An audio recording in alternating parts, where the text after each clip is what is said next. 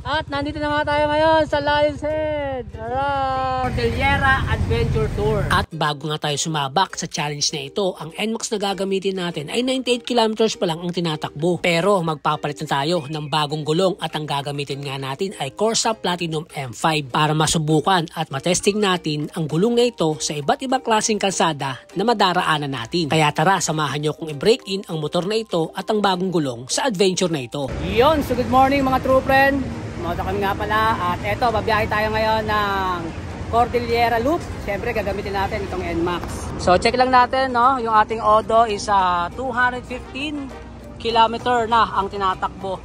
So set natin siya sa trip 1 ng 0 km. Ang gagamitin natin gulong, ito yung Corsa M5. So bagong kabit lang to.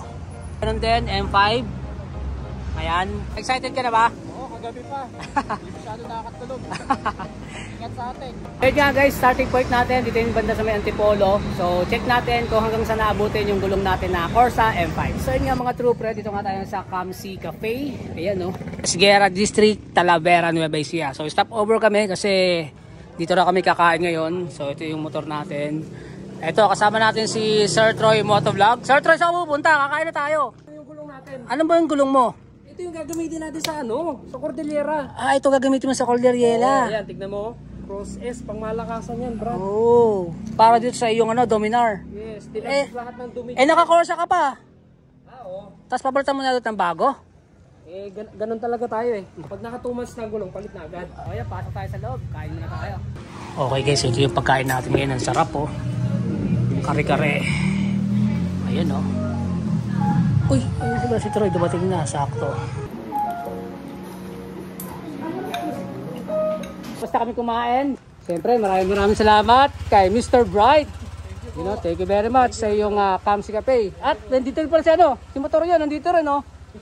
Grabe naman ang suporta ni Motor yon.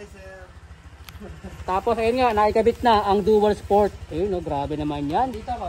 Ready na sa Cordillera. Ayos. At syempre, kasama natin si Kuya Jay. Yan. Alright, so yun, 5:10 PM. Ang tinakbo natin, 193.9 kilometers na. So dito kami sa may gas station ng Shell. Nagpa-gas lang kami. Ayan yun, mamaya siguro mga 7 PM nasa Baguio na kami. Yun, ito na guys, malapit na tayo. Nakikita ko na yung mga senyales na malapit na sa may Baguio. Ayan, syempre, kasama pa rin natin mga tropa natin. Alright, ito na.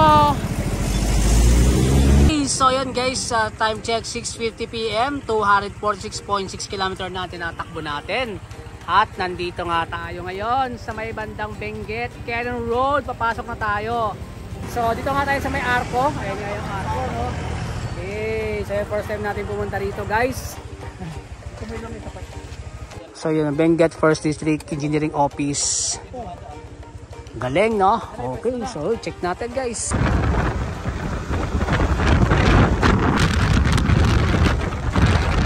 Alright, so yun, 8:26 PM guys, 272 kilometers na tinakbo natin. At nandito na nga tayo ngayon sa Lion's Head. Alright. So yun guys, abangan nyo bukas yung ating Cordillera. Okay, go!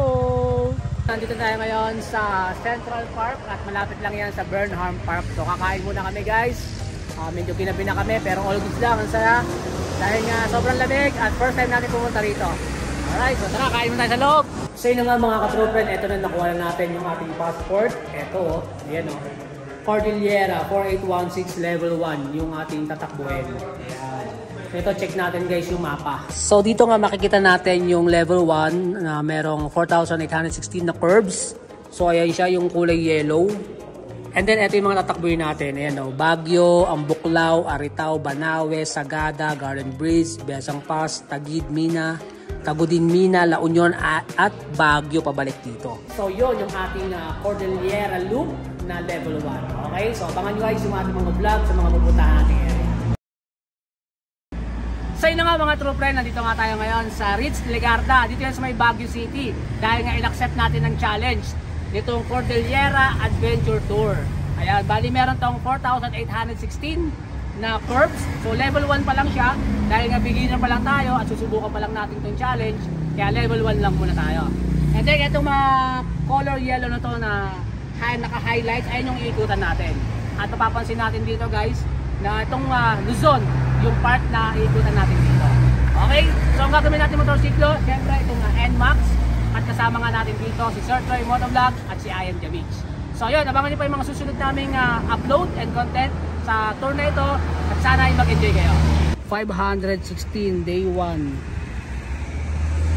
516 kilometer. Okay?